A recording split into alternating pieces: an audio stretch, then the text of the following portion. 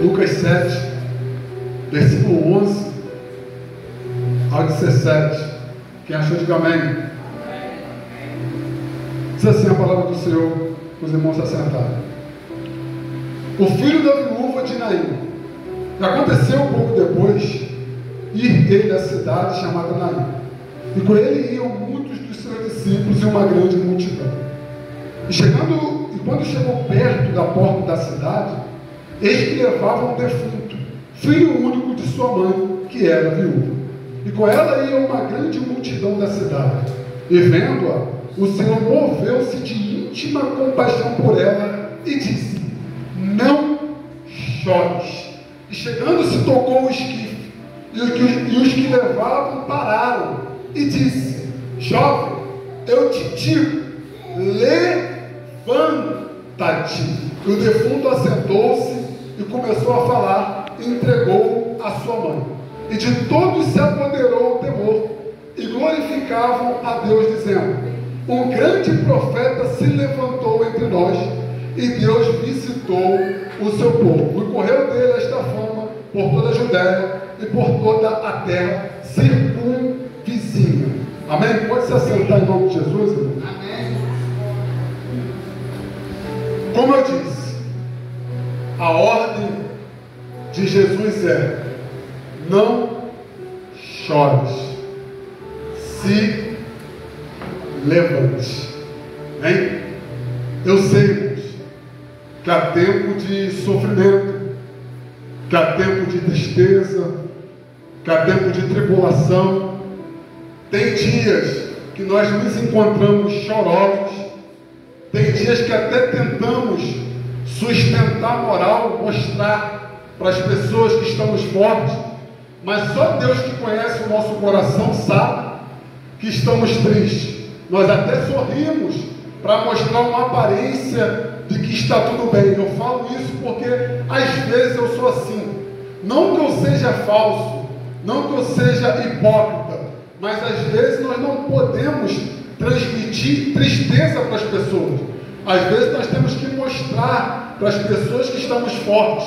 Por quê? Porque algumas pessoas não têm estrutura suficiente para suportar ver a sua dor. Então tem dias que nós estamos, irmãos, realmente sorrindo, brincando, mas só Deus sabe como está o nosso coração. Tem dias que eu estou brincando com a irmã Zuleika, tem dias que eu estou rindo com um, rindo com o outro, mas só Deus sabe como eu me encontro lá no meu quarto, às vezes ouvindo louvor, às vezes se derramando em lágrimas, porque só Deus conhece o meu e o seu coração. E às vezes, irmãos, nós pensamos que Deus não vai fazer aquilo que nos prometeu. Às vezes nós pensamos que Deus está demorando em cumprir a promessa que Ele fez na nossa vida, irmãos.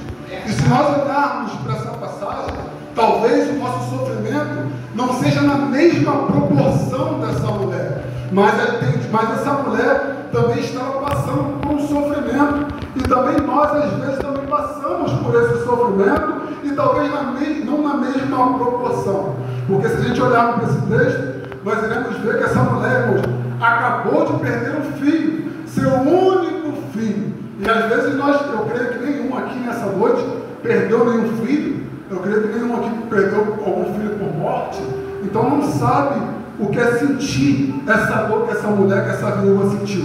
Mas um pouquinho desse sofrimento nós passamos, mas não na mesma proporção. E a Bíblia diz, irmão, que Jesus agora entra na cidade de Naim.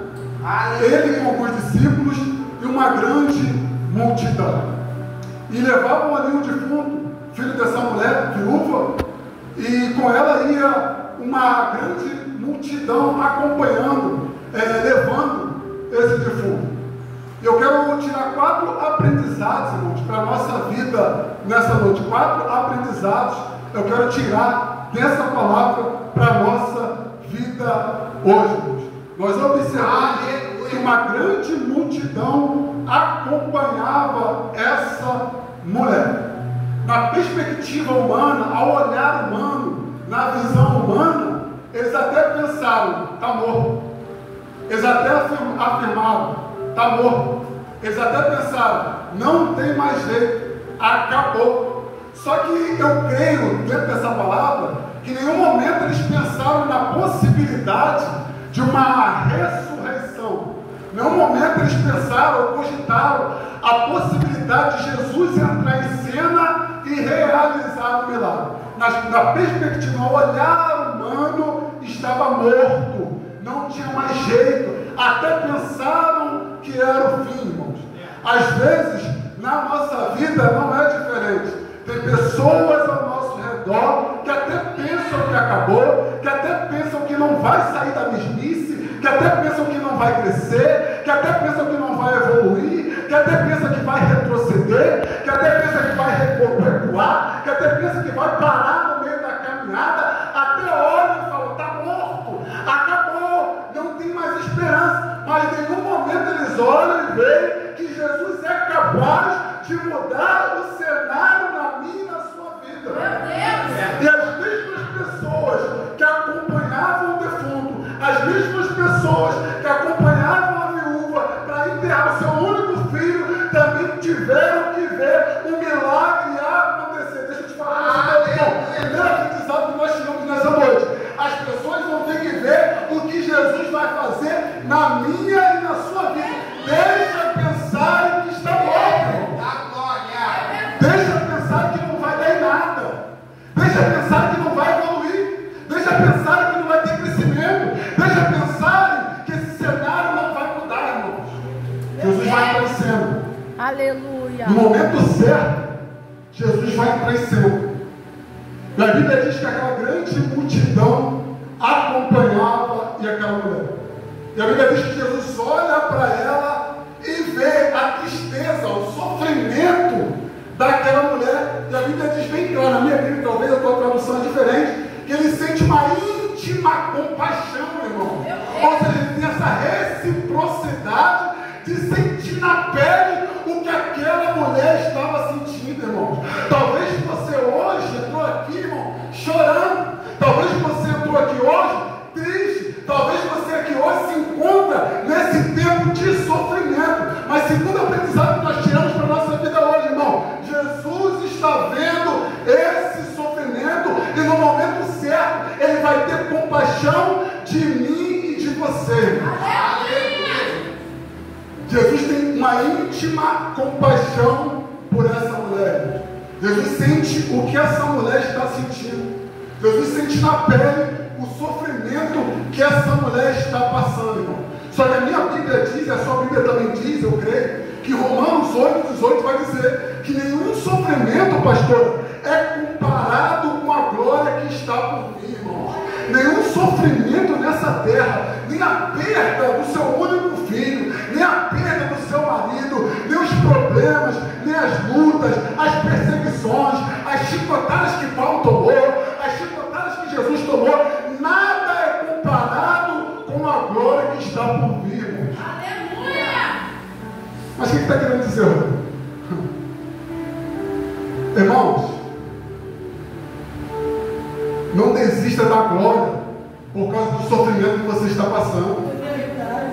Não recue, não pare, não retroceda, não deixa o sofrimento te vencer por causa da provação que você está passando, por causa da renúncia que você tem que fazer, por causa das afrontas que você tem passado, por causa da promessa que está demorando a se cumprir, por causa do choro, irmãos. Não desista da glória, irmãos, que é incomparável com o sofrimento que você está vivendo hoje. Segundo aprendizado, primeiro aprendizado, segundo aprendizado, terceiro aprendizado, irmãos. Jesus sente uma íntima compaixão por aquela mulher. E a Bíblia diz que ele toca, vai ser o pastor Jean. A Bíblia diz que ele toca o esquife. Algumas traduções falam que ele toca no esquife. Esquife no original significa caixão. Só que na cultura, naquele tempo, a cultura era: o caixão estava passando, o defunto estava passando, o caixão estava aberto. E ninguém poderia encostar a mão no defunto. Observa que a Bíblia diz que vários milagres Jesus realizou realizou através da imposição de mãos. Tem pessoas, glória, tem pessoas que foram curadas através de Jesus colocar a mão. Só que naquela pintura, se a pessoa tocasse a mão do defunto, era considerada imunda. Era considerada imunda e provavelmente escandalizaria o evangelho. Terceiro aprendizado que nós tiramos hoje, irmão. Tem muita gente se contaminando e escandalizando o evangelho, irmão. É Deus falando, ó, não se contamina, não escandaliza o evangelho. Na cultura de lá, a contaminação vinha através do quê? De colocar a mão no defunto. Traz para os dias de hoje, pastor. Como eu hoje escandalizo o evangelho? Através da fofoca, através da prostituição, através do adultério, através da contenda, através da desobediência. Tem muita gente se contaminando, irmãos, e escandalizando o evangelho. Terceira lição: não se contamine, irmãos. Não escandaliza o evangelho nessa noite, irmãos. Pelo amor de Deus, não se contamina. Não escandaliza o evangelho nessa noite, irmão. Tem muita gente que não está nem percebendo, irmão, mas está no meio da sociedade escandalizando o evangelho, pensando que ninguém está vendo, irmão. Tem uma multidão de olhos. E a multidão está ali, pastor Jean, está olhando, ó. Jesus vai tocar a mão. Porque eu fiquei sabendo que algumas pessoas, ele pulou por imposição de mãos. Ele vai, se ele tocar, ele é considerado imundo, ele vai escandalizar o evangelho. A multidão, irmãos, está de olho. Talvez você está olhando e está pensando, ninguém está olhando, ninguém está vendo.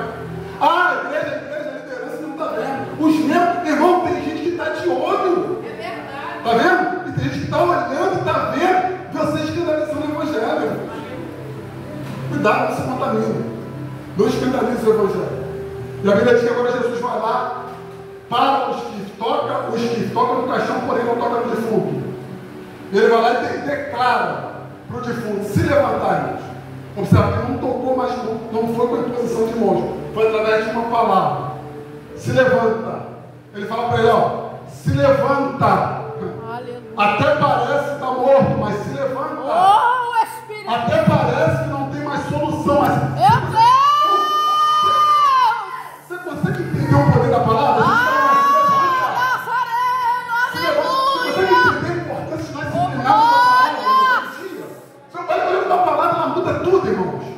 Até parecia, ó, está caminhando para ser enterrado, está desfalecendo, vai parar, estou pensando em desistir, estou pensando em recuar, essa luta está me vencendo, esse sofrimento está me ganhando, esse choro está atormentando a minha alma, é só afronta, é só perseguição, é só problema em cima de problema, é pancada em cima de pancada, até parece que é o fim, mas Jesus entra em cena e fala, se levanta. Poder da palavra. Ezequiel está no vale e está olhando, irmãos. Numa visão ele está olhando, ó, ossos sequíssimos.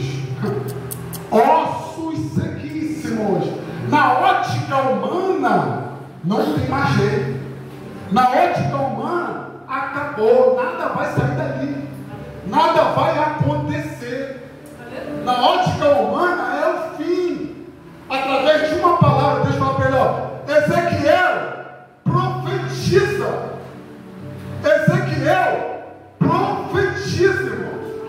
E Ezequiel vai lá e profetiza. E aquilo que parecia morto, irmão, reviveu. Aleluia! Aquilo que parecia morto, irmãos, teve vida. Às vezes, aos nossos olhos, não tem mais jeito. Às vezes, olhamos para nós, se sentimos incapazes. Olhamos para a nossa situação, a promessa demorando, a luta muito grande, eu vou recuar, eu vou paralisar, irmãos. Aí você consegue entender nessa noite a importância de nós se atentarmos para a palavra? É por isso que eu canso de ensinar isso, se eu não me controlar me irrita. Irmãos, se esforcem, em nome de Jesus. Pega esse aprendizado aqui prático. Aprendizado prático. Se esforcem em ler a Bíblia todos os dias. Descansa, sábado, domingo. Estou fazendo assim agora. Estava lendo domingo a domingo. Falei, não, vou ter que arrumar uma estratégia. Aí domingo vim para cá limpar a igreja. Falei, não, vou ter que arrumar alguma estratégia. Pô, domingo. Tipo assim, não é que eu faço as coisas com má vontade. Eu junto as cadeiras todinhas, eu varro tudo direitinho, eu passo o pano, eu boto o cheirinho, faço com boa vontade. Só que aos domingos, pastor, eu falei, não, domingo, pô, eu tô semana toda corrida, vou ter que bolar um plano. Fui lá e falei, a partir de hoje, vou estudar todos os dias a palavra, segunda a sexta, à tarde, venho aqui até 5 horas, 4 e pouco, limpo a igreja, sábado, domingo, não quero nada, não vou ler Bíblia, vou só orar. Entende? Porque senão fica enfadado, pastor. Eu estava me sentindo enfadado só lendo Bíblia e vai igreja. Não, meu Deus do céu, tem que estar equilibrado nisso. Entendeu? Por isso que eu falo para os irmãos, depois de falar, com 6 anos falando, irmãos, tenham o hábito de leitura da Bíblia. Você vai ver a diferença. Irmão, eu falo para você com experiência própria, eu vivo na plenitude do Espírito. Eu canso de falar aqui na igreja, eu canso de falar há 6 anos. Eu estou na luta, estou na prova, é provação, é peleja, irmão. Só Deus sabe como está a minha vida. Só Deus sabe como está a minha alma, irmãos. Só que todavia, por causa dessa inclinação de oração e Bíblia todos os dias, segunda a sexta agora, de segunda a sexta, irmão, isso me dá um levante, sabe? Isso minha vida me deixa pleno. Entende? Por isso que Paulo fala, ó, tudo posso naquele que me fortalece. Quando a gente está pleno do Espírito Santo, não tem luta, não tem peleja, não tem provação. Irmão, você continua ali firme na rocha. É por isso que Mateus, capítulo 7, versículo 25 diz, aqueles que ouvem a minha palavra e praticam a minha palavra é considerado um homem prudente, que edificou a sua casa sobre a rocha. Pode vir tempo, pode vir tempestade, pode vir, irmão, beleza que você está firme. Por quê? Porque você tem hábito de leitura, hábito de se encher com a palavra todos os dias. Nem que seja um versículo. Pega aqui, ó. Faz uma leitura sistemática, pega um capítulo, Atos, vou pegar Atos 1, começar Atos 1, um capítulo. Amanhã, Atos 2, terça. Quarta, Atos 3. Quinta, Atos 4.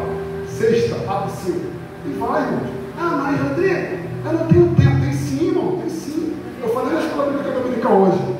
Na época que eu estava no quartel, a escala era 24. Um por um, pastor. A senhora sabe, a senhora testemunha, a senhora presenciou essa trajetória. Ficava 24 horas de serviço no dia, no outro dia, plantão, expediente normal, saía no outro dia, 24 horas de novo. E todos os dias eu lia a Bíblia.